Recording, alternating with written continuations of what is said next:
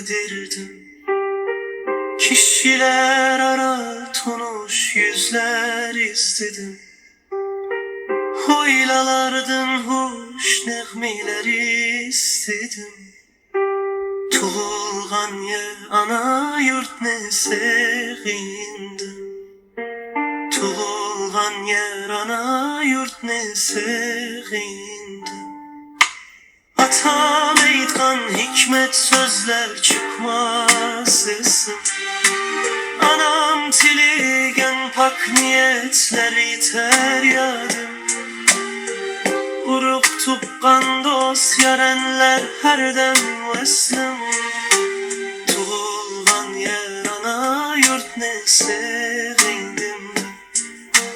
Tuğulgan yer ana yurt ne sevindim.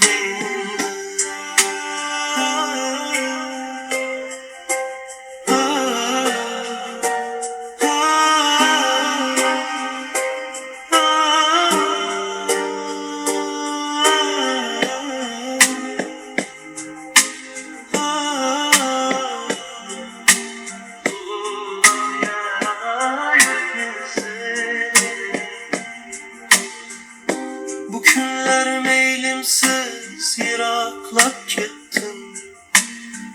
Yıllar ara heli hem cahanlar kezdim. Özge elge sinsem o yoxine sezdim. Tuğulgan yer ana yurtne sevdim. Tuğulgan yer ana yurtne sevdim. Anam tünde bakıp yolga küter kaytarım. Günler sanap duası da tiler amanım. İşik çıkıp geldi oğlum diş armanım. Tuğulgan yer ana yurtne sevindim.